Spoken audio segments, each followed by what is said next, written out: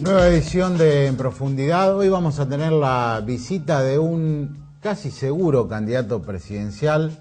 Lo vamos a tratar de dilucidar en este programa. No voy a decir el nombre para mantener la incógnita.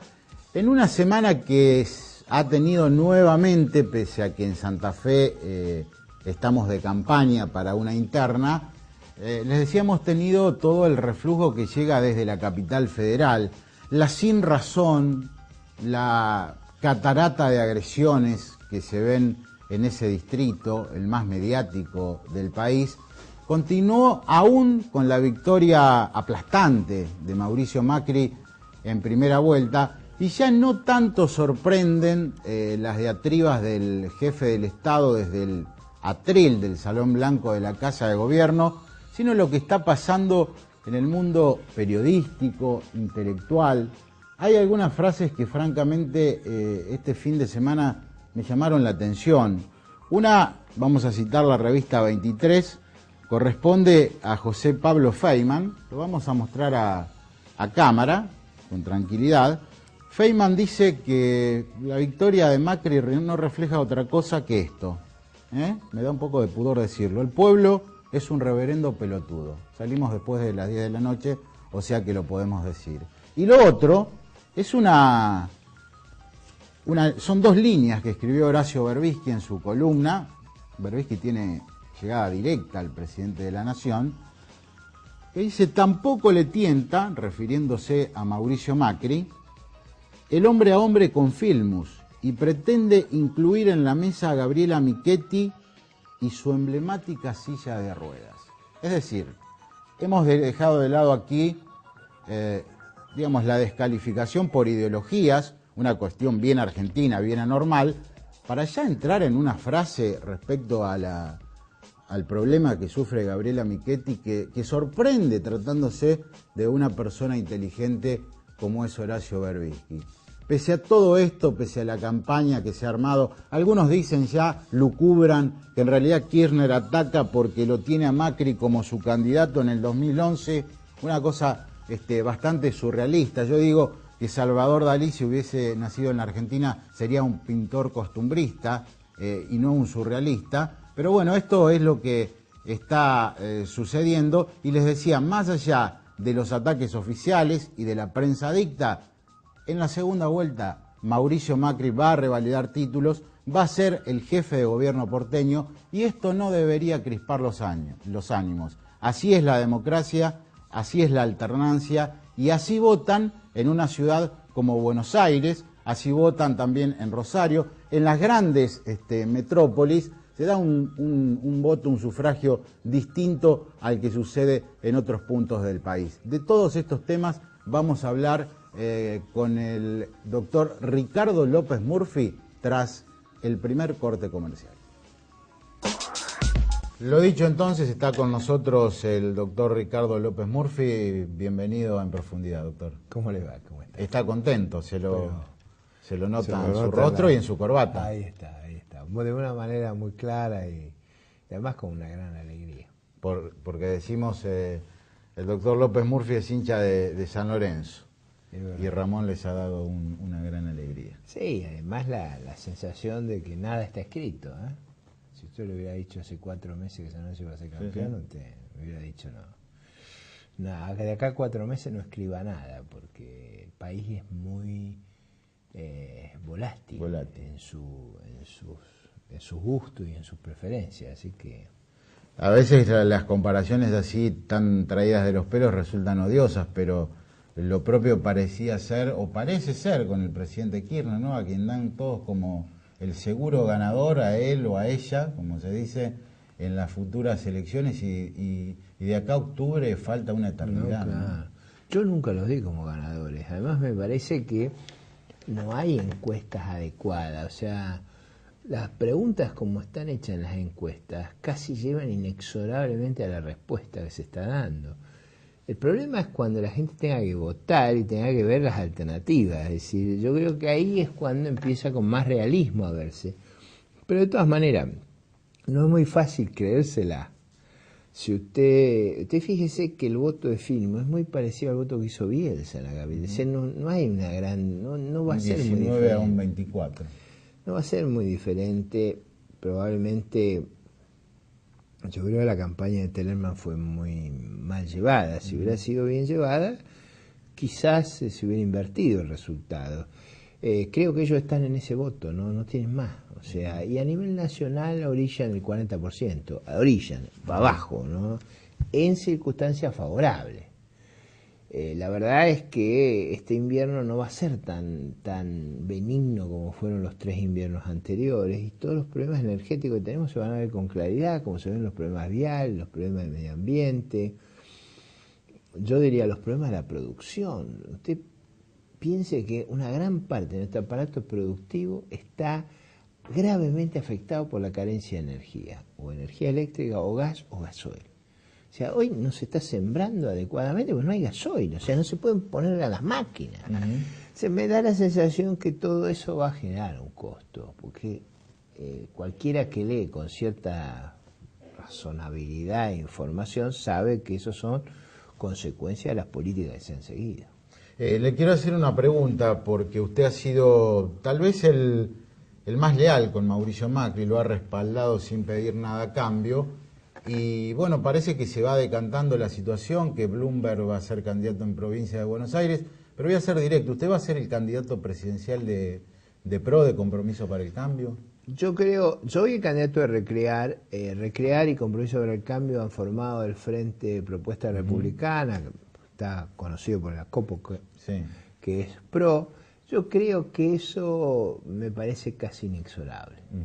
Ayer Gabriela Michetti en un programa de televisión, en 2 programas lo reconoció, con Grondona, me parece que eso va a ir ocurriendo naturalmente. Me parece, creo que es la consecuencia elemental y razonable de cómo defender en el escenario nacional las ideas que hemos defendido, tanto en la Cámara de Diputados, en el Senado de la Nación, en las legislaturas provinciales. O sea, me parece que la oferta, el que mejor la transmite y es emblemático de ella, soy yo a nivel nacional. Siempre, o incluso Michetti ayer lo mencionaba, algunos aluden a un gran frente, ¿no? A sentar en una misma mesa a la oposición, desde Labaña, Bloomberg, usted, Macri y otras referencias. ¿Usted está de acuerdo con esto o cree que bueno, lo principal es mantener los principios y que cada uno juegue por su lado? Yo creo que es lógico que haya la especulación sobre si la oposición fuera unida, la capacidad de vencer al oficialismo sería muy significativa. Y eso es verdad. Creo que unir la oposición es una tarea compleja para que no nos pase lo que nos pasó en experiencias anteriores. Yo diría que hay un mecanismo institucional muy poderoso, que es que la oposición use la primera vuelta como el mecanismo para votar por convicción y la segunda vuelta como el mecanismo para votar por preferencia. Ahí se necesita cumplir 2 extremos. No pelearse entre sí durante la primera vuelta y apoyar al más votado en la segunda. Eso me parece que es un esquema más fácil de acordar que hacer una interna preeleccionaria, pero eso lleva tiempo y me parece que yo hubiera estado dispuesto si hubiéramos trabajado en el año 2006 para eso. Hoy me parece estamos muy sobre la fecha. Sucede en Capital y con el presidente algo que yo lo comentaba en mi editorial que sorprende, ¿no? El presidente, si se quiere, logra un triunfo, pequeño, pero triunfo al fin, que es incorporar a Filmus, que arrancó con un 4% de intención de votos, al balotaje. Pese a eso, después redobla la apuesta y sigue con críticas realmente muy duras hacia Macri.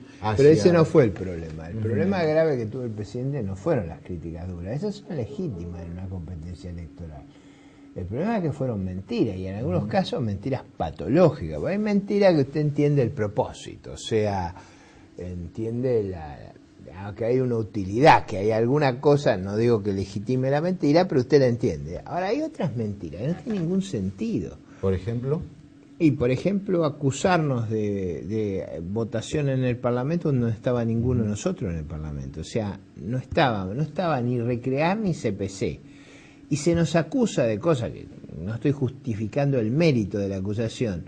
PRO fue fundado el 25 de mayo del 2005. O sea, no existíamos. Es como si usted trajera pecados desde antes del nacimiento. Ya con el pecado original es suficiente.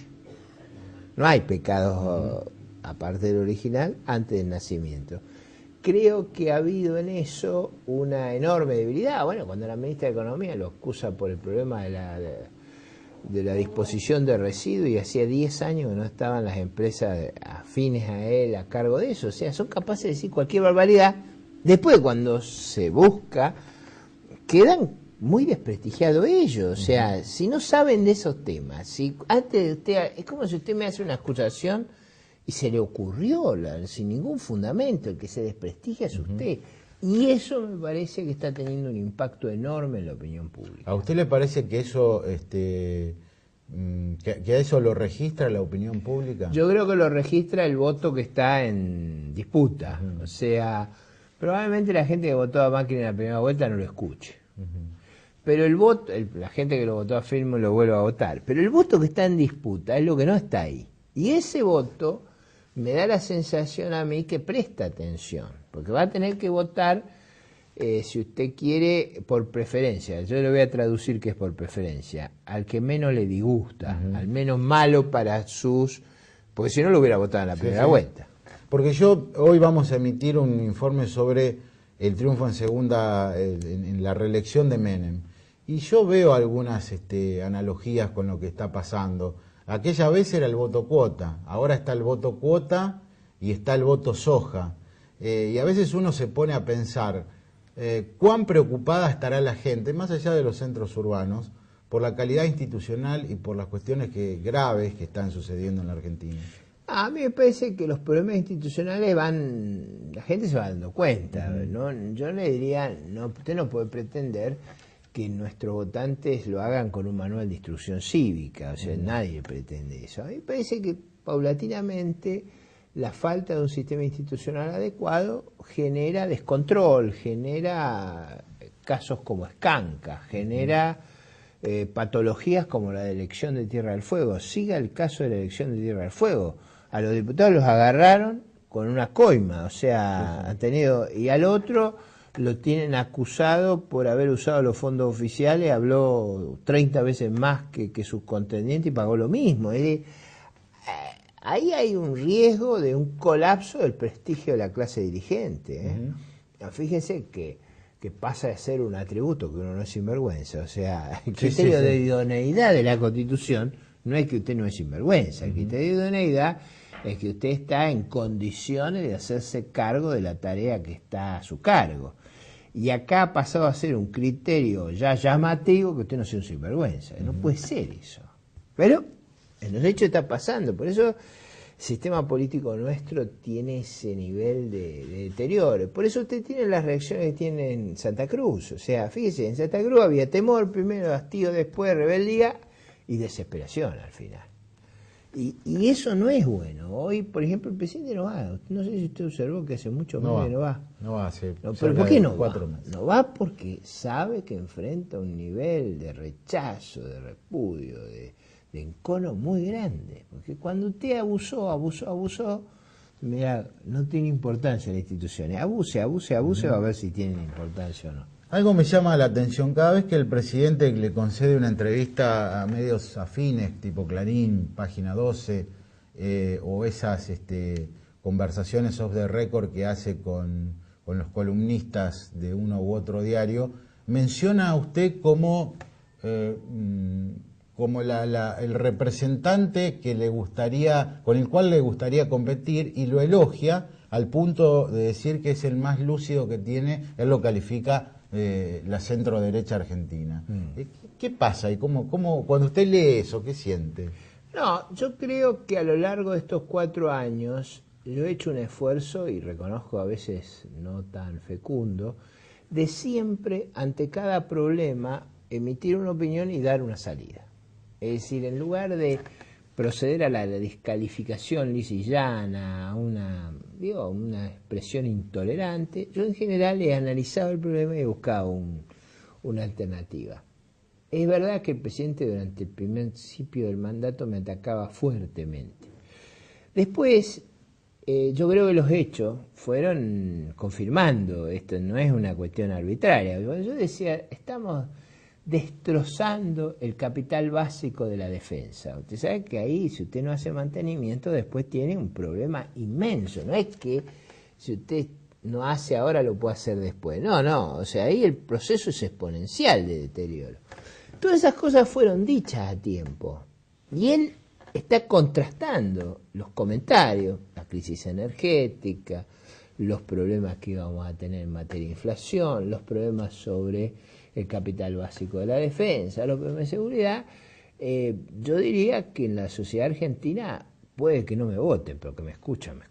Eso creo que... Yo espero que esta vez, además de escucharme, me voten. ¿Y para cuándo sería ese anuncio de su candidatura presidencial? No, eso está anunciado. Nosotros ya estamos digamos, en el accionar político conducente a ello. Ahora usted sabe que nosotros somos muy respetuosos de la legalidad. Si yo lanzara antes de fin de julio, yo estaría violando las leyes. Y a los demás no le aplican las leyes, pero a mí me aplican la justicia. O sea, cada vez, por la cuestión más baladí, me ponen una sanción. Yo estuve 4 años sin recibir los fondos oficiales, sometido a las auditorías más feroces. Las gané todas, pero digamos, me sometieron a una situación de postración económica. No me pagaron lo que me debían a mi partido. Entonces, todo eso hace que nosotros debamos ser muy escrupulosos en el cumplimiento de la legalidad. Yo voy a lanzar con tono proselitista cuando corresponda.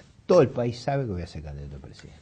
Le voy a hacer esta pregunta. Usted está en la ciudad de Rosario, ha venido acompañado de Federico Steiger, seguramente apoya Laura Huesca. Y Laura Huescan apoya las candidaturas de ambos. Así es. Ambos expresan lo que nosotros aspiramos en la República, en este caso en Santa Fe y en la ciudad de Rosario. Es decir, nosotros buscamos que se produzca una alternativa en la política que le dé la capacidad a los ciudadanos de poder tener una representación distinta de la que le ofrece el oficialismo, es decir, la vertiente histórica que ha gobernado la provincia desde el retorno a la democracia. O sea, hace 24 años está la misma coalición de gobierno, o si usted quiere, la alternativa socialista. Frente a esas dos ofertas, nosotros queremos que el ciudadano, la ciudadana de Rosario tenga una alternativa. Y esa alternativa nosotros hemos buscado que se canalice en Steiger y en Laura Huesca.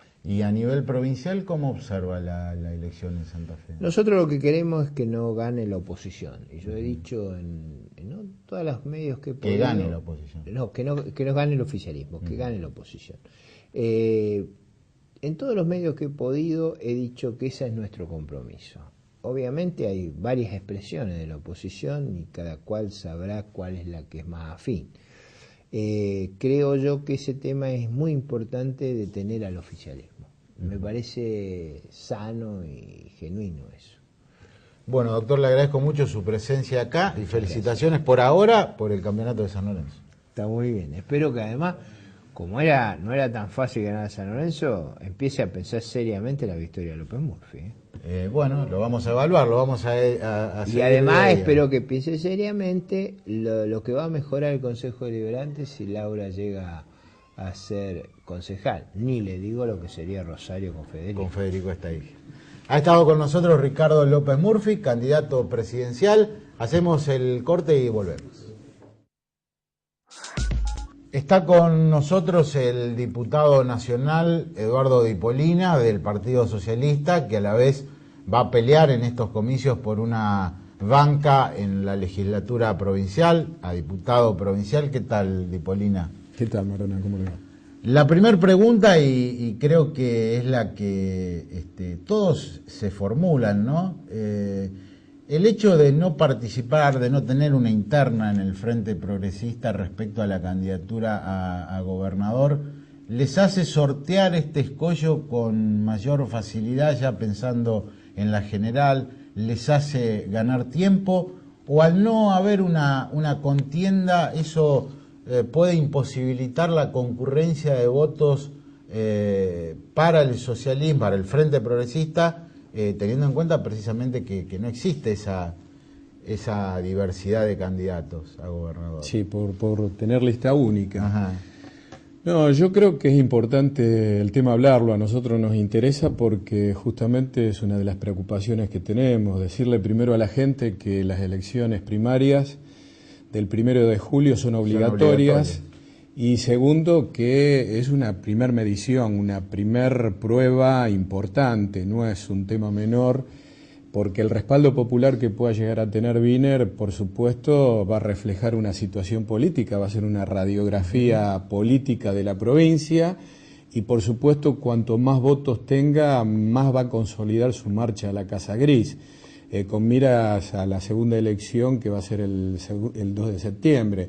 Entonces, bueno, es un tema muy importante que la gente debe ser consciente al margen de qué candidato ha elegido, no importa que sea lista única, quien ha decidido votarnos debe concurrir a las elecciones del 1 de julio y por supuesto votar al Frente Progresista Wiener gobernador, así que es muy muy importante ratificar la necesidad de ese apoyo, ¿no?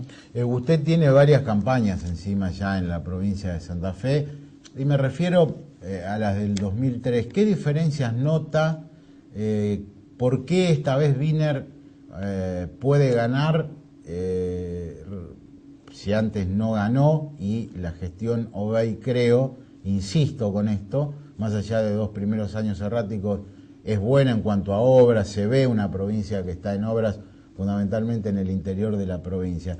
¿Qué nota usted, qué percepción tiene respecto al crecimiento de Wiener que lo hace ganador según todas las encuestas? Hay dos elementos que son fundamentales.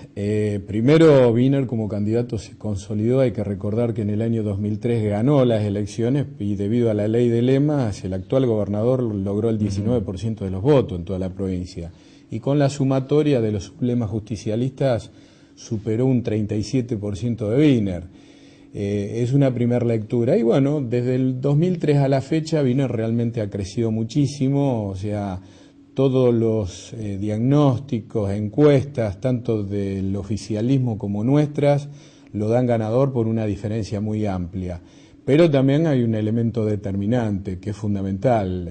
Se ha derogado la ley de lemas, una ley que nosotros siempre hemos combatido, hemos estado en contra porque justamente no nos permite asumir la gobernación en el año 2003, siendo Wiener el que mayor cantidad de votos había logrado, y además porque, como lo hemos discutido en su momento y lo hemos planteado reiteradamente, entendíamos que era un sistema electoral tramposo, que no reflejaba la voluntad popular, y el hecho de tener un sistema de votos directos, fue reemplazada la ley de lemas por la primaria que tenemos el 1 de julio, primera experiencia con un candidato a gobernador de primarias y toda la línea, ¿no? Intendentes, concejales, diputados provinciales, senadores provinciales, y la elección general, que es una elección por el voto directo, o sea, quien acumula mayor cantidad de votos va a ser el gobernador de la provincia. O sea, nosotros vemos mucho más transparencia en este sistema electoral que en el de ley de lemas. Y son dos elementos fundamentales que van a determinar para las próximas elecciones a gobernador un triunfo, que quien reúna mayor cantidad de votos, quien apoye a la gente va a ser el gobernador, y era lo que nos interesaba a nosotros, ¿no? Ha manifestado el candidato más que su interés, su decisión de reformar la Constitución de la provincia en el 2008. Han salido a criticarlo a Agustín Rossi, quien dijo que se opone porque lo que pretende Wiener es la reelección y la unicameralidad, y previamente Bielsa había dicho que Wiener quiere eliminar una de las cámaras para también disminuir el peso que puedan tener los pequeños departamentos. ¿Cuál es su posición como dirigente importante del Partido Socialista? La posición de Wiener es la posición del Partido Socialista. Lo que dice Bielsa es incorrecto porque cuando uno habla de unicameralidad, ese tema se resuelve dándole una representación a las diferentes regiones de la provincia. en manera igualitaria, o sea, se equipara en la forma de elección. Se puede elegir cantidad de diputados por departamento, por región. Es un tema fácilmente solucionable, así que la crítica no tiene fundamentos. Y con respecto a lo de la reelección, en ningún momento se planteó ese tema, así que es un tema a estudiar. La reforma de la Constitución no es responsabilidad exclusiva de los socialistas o del Frente Progresista, sino que es una responsabilidad de toda la sociedad y de todo el arco político en toda su representación. Seguramente la propuesta de reforma constitucional saldrá del consenso mayoritario de las diferentes expresiones políticas y sociales. Lo que sí es necesario en la provincia de Santa Fe, y lo ratificamos porque no es nuevo esto por parte nuestra, hace muchísimos años que estamos planteando que esta es una constitución que no se adapta ni siquiera a la reforma de la Constitución Nacional de 1994, que hay una gran cantidad de temas pendientes, como por ejemplo la autonomía de municipios y comunas. La ciudad de Rosario tiene que ser autónoma, no puede estar dependiendo del poder central de la ciudad de Santa Fe. Asimismo, la propia ciudad de Santa Fe, muchos municipios importantes de la provincia, en ese sentido requieren y necesitan la autonomía. Y hay gran cantidad de temas institucionales desde el Estado que nosotros entendemos que el Estado debe jugar un rol fundamental para garantizar los derechos de la gente. Y este Estado santafesino hoy es muy pesado, es muy burocrático, y entendemos que hay que adaptarlo a los nuevos tiempos, descentralizándolo y generando instituciones que den participación a la gente. Así que entendemos que es una necesidad la reforma constitucional. Y quiero ser también en esto honesto intelectualmente, porque en épocas que se mencionaba de reforma, más específicamente recuerdo la gestión de Carlos Reutemann, estaba el tema de la reelección, y algunos que en ese momento y que hoy están en la oposición decían lo mismo: no, esto se hace para fomentar la reelección. ¿Por qué no tiene que haber reelección, una reelección por 4 años en Santa Fe? A mí me parece que corresponde. Creo que no está mal que el gobernador tenga la oportunidad, otros 4 años, de ejercer un nuevo mandato, ¿no? Lo que estaría vedado es la reelección indefinida, como han pretendido hacer muchos gobernadores. Lo que nosotros estamos en contra es de la reelección indefinida. El otro tema es muy atendible porque 4 años se puede considerar que es poco tiempo, pero bueno, de todos modos es materia de análisis. De todos modos coincido de que lo que hay que desterrar es la reelección indefinida. Lo hemos planteado muchísimas veces, que la perpetuación en el poder trae una serie de formaciones muy importantes. Lo sabemos, y hay ejemplos en las provincias del norte de la República Argentina y del sur también, donde hay gobernadores que se han perpetuado. Está el caso de Juárez en Santiago del Estero, y todo eso ha terminado de una manera muy mal. Y no hay excepciones. Cuando alguien se enquista en el poder y se queda durante tantos años, seguramente todo ello trae una serie de consecuencias muy negativas. Me sorprende el amplio abanico de figuras nacionales que respaldan a Wiener. Estuvo aquí recién López Murphy y dijo que él prefiere que gane la oposición en Santa Fe. Labaña ha dicho lo propio. Tal vez Mauricio Macri ha sido muy conceptuoso hacia las gestiones de Wiener y Lifchitz en el municipio. Es como que esta vez tienen el caballo del comisario, digamos. No, creo que hay antecedentes importantes y los rosarinos lo sabemos. Cuando Wiener fue intendente de la ciudad de Rosario durante 2 periodos, ahora con la intendencia de Miguel Lifchitz, hay un proyecto político que se ha plasmado con una salud pública que ha sido realmente un ejemplo, no solamente a nivel nacional, sino a nivel internacional. Yo creo que los cambios en la ciudad se notan, hay muchísima gente que no es de Rosario. Yo en Buenos Aires, por ejemplo, escucho hablar mucho y muy bien de Rosario. O sea, hay una carta de presentación muy importante de una gestión cuando Wiener fue intendente, que se puede llevar a la práctica en la provincia de Santa Fe. Y evidentemente hay un reconocimiento de dirigentes políticos de otros partidos en ese sentido. Y bueno, bienvenido sea, porque evidentemente en algunos sectores políticos consideran que lo nuestro ha sido importante y ha sido positivo. Le agradezco mucho la presencia en el programa y lo invito a ver un informe acerca de la reelección de Menem, ¿no? Cuando Menem, criticado, surgían los escándalos de corrupción, la gente estaba entretenida en otras cosas y sacó el 52% de los votos por el famoso voto cuota. Yo veo algunos paralelismos con la realidad argentina, y no se pierda la perlita del presidente Menem del expresidente Menem con el actual presidente Néstor Kirchner. ¿Lo vemos? ¿Cómo no? El 22 de agosto, en la ciudad de Santa Fe, tras 2 meses de deliberaciones, la Convención Constituyente aprobó el texto de una nueva Constitución que estableció la reelección presidencial, creó el Consejo de la Magistratura para designar y remover jueces, dispuso que la ciudad de Buenos Aires tendría autonomía y gobierno propio y la elección de 3 senadores por provincia.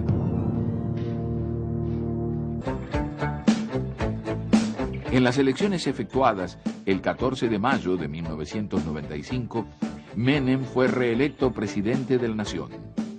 El radicalismo, muy desprestigiado tras la firma del Pacto de Olivos, realizó la peor elección presidencial de su historia, ocupando el 3er puesto con el 17% de los votos, tras el Frente del País Solidario, FREPASO, que con la fórmula José Octavio Bordón y Chacho Álvarez obtuvo el 29%. Hace 6 años, un exfuncionario de este gobierno reconoció que si se dejaba de robar 2 años, el país se salvaba. Ya estamos en 1995. ¿Se imagina 4 años más de lo mismo? Para ganarle a Menem en primera vuelta, mejor Bordón Álvarez. Él puede no haber hecho todo, pero que hizo mucho nadie puede negarlo. Él no hizo todo, pero que hizo mucho por nuestra Argentina, nadie puede negarlo. Un peso fuerte, Menem lo hizo. El respeto internacional, con él es verdad. La hidroeléctrica ya sí está, con él lo logramos. Nuestra telefonía, con él mejoró. Monetario homenajeaba a Menem en Washington por el milagro argentino. Presidente, esta foto para mí va a ser estupenda para mí. Para mí también. La suya no sé. No sé, vamos a no sé. Me parece que ya le dije que una foto con el diablo siempre es peligrosa. No, por favor.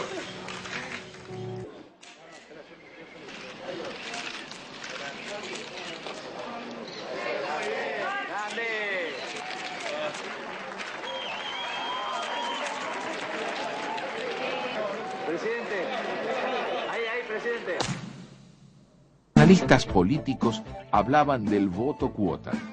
Lo económico y el pánico a la vuelta de la hiperinflación volvieron a primar en la decisión de los electores más que cualquier otra consideración ética o política.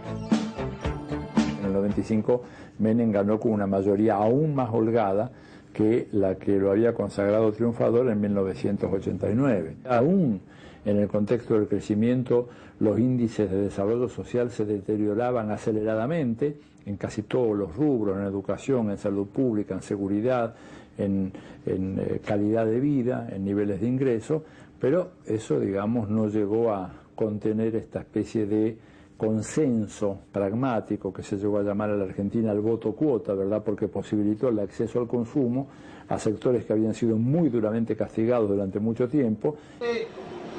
Hoy honrado por vuestra presencia, le decimos al son de nuestro cariño y nuestro afecto, por el honor de su visita, muchísimas gracias por haber venido a Calafate. Acá está el pueblo de Santa Cruz acompañando el proceso de transformación y cambio que la República Argentina debe llevar adelante. Bueno, creo que hemos tenido un programa verdaderamente muy rico. El segundo candidato presidencial que visita este programa, la primera fue Elisa Carrió, ustedes lo recordarán. Ahora Ricardo López Murphy, que ya ha dicho sin ambages que va a ser el candidato presidencial de la coalición entre Recrear, Compromiso para el Cambio, que es el partido de Macri, y de allí sale la sigla PRO. va a ser Macri jefe de gobierno, va a ser López Murphy el candidato a presidente, y casi seguramente hay muchas posibilidades de que lo sea Bloomberg, postulante a gobernador de la provincia de Buenos Aires. De esta manera se va articulando si se puede decir, un frente de centro derecha. A veces las categorías políticas le caen mal a los dirigentes, pero es así, hay un centro derecha y un centro izquierda. Lo que pasa es que en la Argentina algunos se disfrazan bajo determinados ropajes que a veces no corresponden a la realidad. Después lo de Eduardo Dipolina, que es candidato a diputado provincial del Partido Socialista. Los socialistas ven que todas las encuestas le sonríen, ven que están al frente en los sondeos. Yo les digo, la clave de todo esto es la ciudad de Rosario, donde ahí sí el ex intendente Wiener se convierte en el gran elector, logra un margen muy, muy amplio, y hay que esperar para tomar nota de cuál va a ser la proyección, la perspectiva, qué sucederá en la interna del justicialismo, si gana Bielsa, si gana Rossi, si el PJ se encolumna detrás de quien gane, qué va a hacer el presidente Kirchner. Me dicen que va a estar en la provincia de Santa Fe el 4 de julio, poquitos días después de la interna, va a estar en la Picasa, y están pensando en organizarle un acto partidario en el departamento General López como una primera medida para testear si el presidente se va a involucrar en la campaña santafesina como sí lo hizo en la capital federal. Y por último, tuvimos a un representante de los más conocedores del municipalismo. El municipalismo ha dejado de ser lo que era, y fíjense ustedes el valor estratégico que ha tenido, por ejemplo, la ciudad de Rosario, que ha catapultado a Hermes Wiener a que sea gobernador, y también a que todos hablen de la muy buena gestión de Miguel Lifchitz. En Córdoba no se quería involucrar demasiado nuestro invitado, Luis Juez, después de ese primer boom, ese ascenso fenomenal, está cayendo por una cuestión que él lo dijo, que tiene que ver con la gestión. Descuidó la gestión, se ocupó de su candidatura a gobernador, y parece ser que el peronismo podría retener la gobernación de Córdoba. Hasta aquí llegó nuestro programa, nos vamos a reencontrar en 7 días en profundidad. Se acerca la fecha de las internas, estén atentos porque van a venir candidatos que van a sorprender a más de uno. Hasta entonces.